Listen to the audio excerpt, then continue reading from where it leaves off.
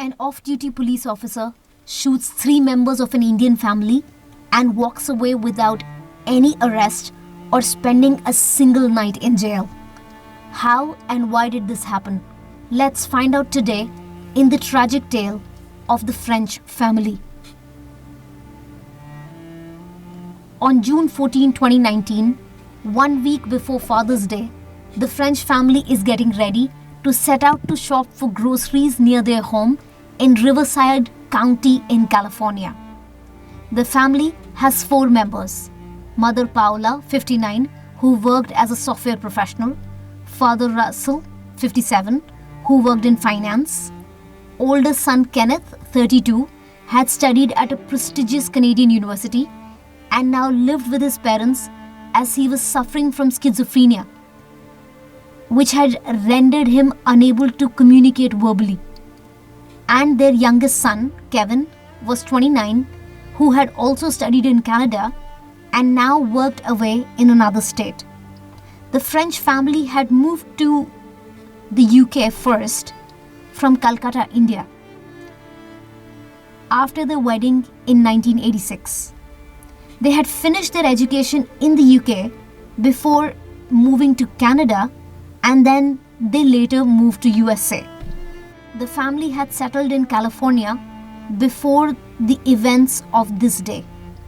The 3 members of the French family, other than Kevin, got into their car and drove to the nearest Costco superstore. But little did they know that this trip would change their lives forever.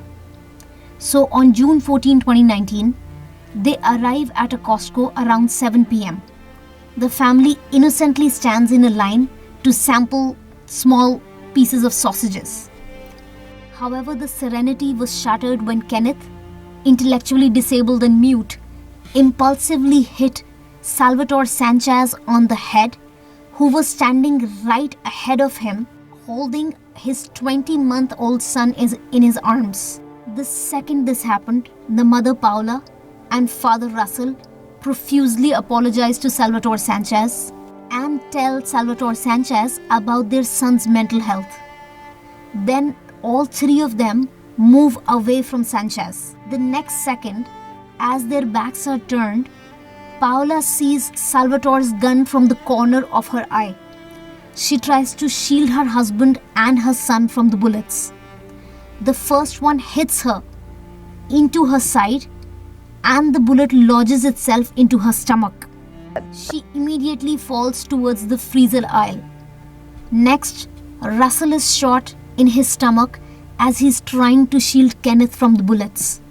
Then, Salvatore shoots Kenneth 4 times in his back. This chilling sequence of shots takes a mere 3.8 seconds, leaving the French family lying in pools of blood near the freezer section.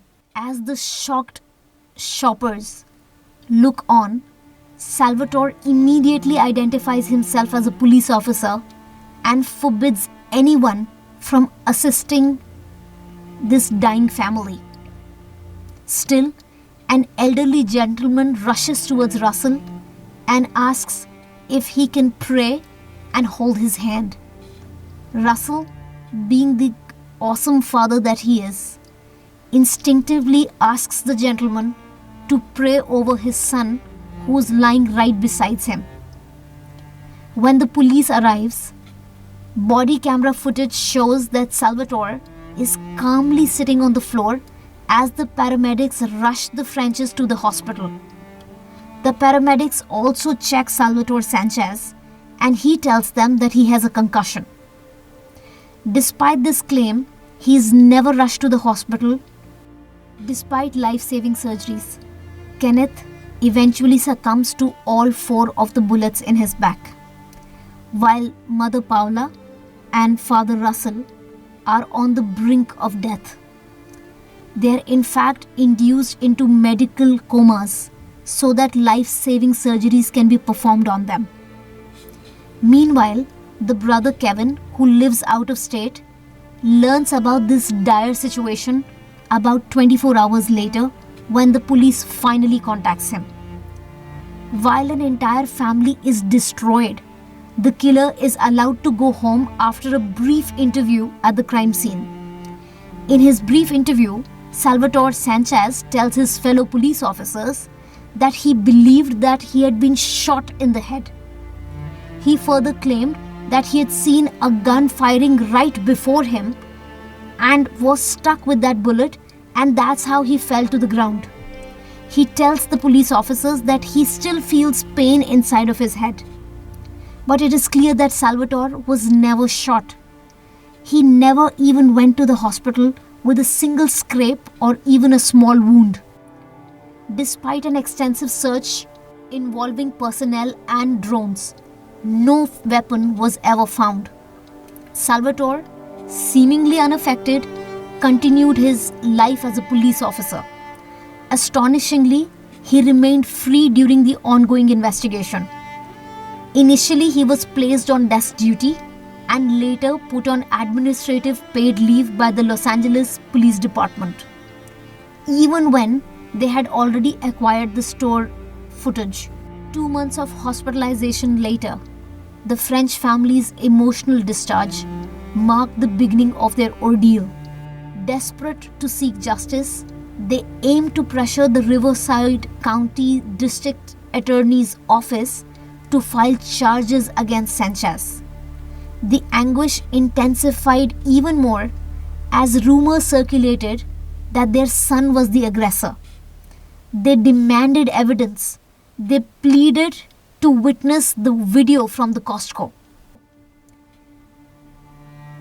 Amidst all this chaos, Sanchez was being declared time and again as the hero who had saved the day. Meanwhile, the police never revealed the footage that clearly shows that the Frenches never had a gun and were walking away from Sanchez. Despite being aware of the fact that Salvatore Sanchez had used his police-issued weapon to annihilate an innocent family, the district attorney refused to file charges. Sanchez had ejected 10 bullets in total. 4 hit Kenneth in the back. 1 was found inside Russell's kidney, 1 inside Paula's liver. 4 bullets were found lodged in the cold storage aisle of the Costco. These bullets could have hit more people. In the aftermath, Salvatore Sanchez narrated a distorted version of events to his fellow officers. He alleged that Kenneth had a gun and that he was stuck with that gun. But this lie was easily refuted by all the eyewitness events and the cameras.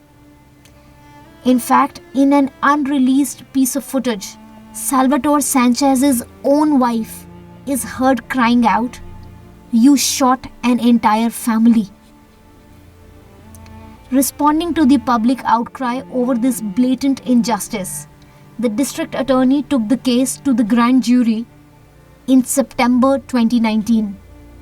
Shockingly, the panel declined to press any charges against Salvatore Sanchez. A grand jury is basically a legal body which we are not very familiar with in India because we don't have the jury system. So a grand jury is people like you and I, lay people, that determine whether there is enough evidence to bring criminal charges and whether a person should actually be taken to the court or not. Despite the anguish of the French family, Salvatore Sanchez was never charged. During the grand jury proceedings, a prosecutor presents all the accusations, all the supporting evidence to the grand jury, and then the grand jury decides whether a criminal trial should happen. This concept originally originated in England and has been enshrined into the US Constitution under the 5th Amendment.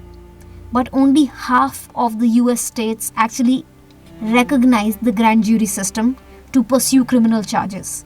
The grand jury's decision came as a devastating blow to the grieving French family. It further exacerbated their loss. Despite testimonies from both Russell and Paula, they had opted not to press any charges. The district attorney, whose name is District Attorney Hestron, followed what the grand jury had asked him to do, and he refused to prosecute Salvatore Sanchez. With no other choice left to them, the French family then opted to file a civil case rather than a criminal case. In a press conference, the French family expressed their loss of faith in the judicial system. A lawsuit was filed on behalf of the French family by the civil rights attorney Dale Galipo against the LAPD, claiming that Sanchez had abused his police status and used his undue influence with his fellow police officers. It was the French family's contention that these actions were truly negligent. In the civil trial, an animation video was played which clearly showed the scenario and how everything happened.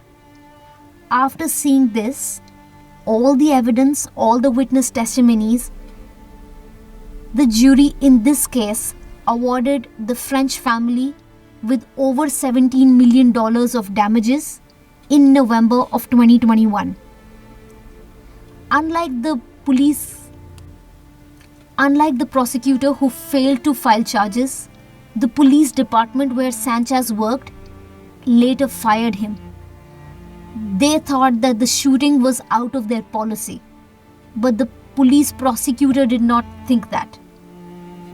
After securing a win in their favor, the French family was later informed in 2021 that California's Attorney General would take Sanchez to the criminal court, and they were very happy to hear that. Salvatore Sanchez was later charged with voluntary manslaughter and 2 counts of assault with a semi-automatic firearm. These are all felonies. None of them is a misdemeanor. He was also accused of shooting and injuring Russell and Paula, both of whom had survived but had spent weeks on end in the hospital. Sanchez pleaded not guilty during the trial. As Paula took the stand, she was the first eyewitness and she gave her testimony. She cried uncontrollably and kept asking, "Why?" Later, when Russell took the stand, he looked straight at the defense table where Salvatore Sanchez was sitting and said, quote, "This guy is a cold-blooded murderer," unquote. The trial began in late 2023, and of course, both the sides presented their conflicting narratives. Salvatore Sanchez from the defense side, the defense painted Salvatore Sanchez as a hero, and the prosecutor, of course, painted him as a villain. Salvatore's own attorneys argued that the reality of the threat posed by Kenneth was secondary to the one that the officer perceived at that time. Quote, "He believed Kenneth had a gun. That's what matters," unquote. The fall to the floor, they said, was crucial to making sense of this perception. Indeed, Salvatore Sanchez had initially told the police that he had fallen unconscious after awakening on the floor. He thought that he was under attack. That's what impacted him severely. He believed that he had been shot and that the impact on his brain caused him to believe that Kenneth had a gun. They further argued that the head injury or the concussion that Salvatore had due to the fall had impacted him severely. The defense called Dr. Daniel France from the Los Angeles Brain Science Project as their chief witness. In his expert view, he said that he had examined Salvatore Sanchez in 2021 and read reports and witness statements and concluded that it was reasonable in the light of the concussion or the head injury that Sanchez had suffered, that his perception and actions were reasonable for a person who had a traumatic brain injury. According to Dr. Daniel, he believed that this explains why Salvatore Sanchez thought that he saw a gun. He believed that he was under attack by the French family. The doctor concluded that the concussion had corrupted his memory, and hence the use of deadly force by the police officer, according to Dr. Daniel France, was justified. But the jury was deadlocked. They could not reach a unanimous decision, and that's why this case resulted in a mistrial. The French family's suffering persisted even further. They waited for the prosecutor to refile the charges against Sanchez and take him to the criminal court yet again. However, the Attorney General's decision has been declined. And this news broke on February 24th of 2024, which was about 2 weeks ago. Unfortunately, this is not the only time when a police officer has gotten away with killing an Indian or a South Asian person. The same thing happened twice recently. In January 2024, 26-year-old Janvi Kandula was killed by a Seattle police officer whose name is Kevin Dale in a hit-and-run case. She was simply crossing the street in Seattle. Even in this case, the prosecutor declined to file charges against the police officer. In case your blood was not boiling enough, let me tell you a little more about the injustice that happened to Janvi Kandula. The police officer who killed her, his name is Kevin Dale. He was actually caught on his own body camera footage making fun of the dead girl. He said, quote, "She was 26, she had limited value," unquote. Janvi was a graduate student at Northeastern University in their Seattle campus, and after her death, her family has been given her diploma. In yet another case of police brutality, this is from 2015, a 57-year-old Indian father who was visiting his son in Alabama and was out for a simple walk in the evening was beaten mercilessly by the police when he was unable to communicate with them in English when they kept asking him what is he doing in that neighborhood. This brutal beating left the 57-year-old man paralyzed for life. The question is rather obvious here. Why do police officers escape accountability when they kill people of color?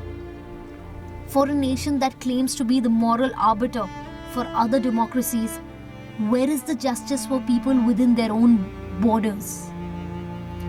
To all these victims, we can give them more than just our thoughts and prayers. We can give them our collective vigilance. Don't forget to share your thoughts about these 3 tragedies in the comment section below. You can expect another video next Monday in your YouTube feed. Don't forget to click on the notification bell. Take care and have a great week.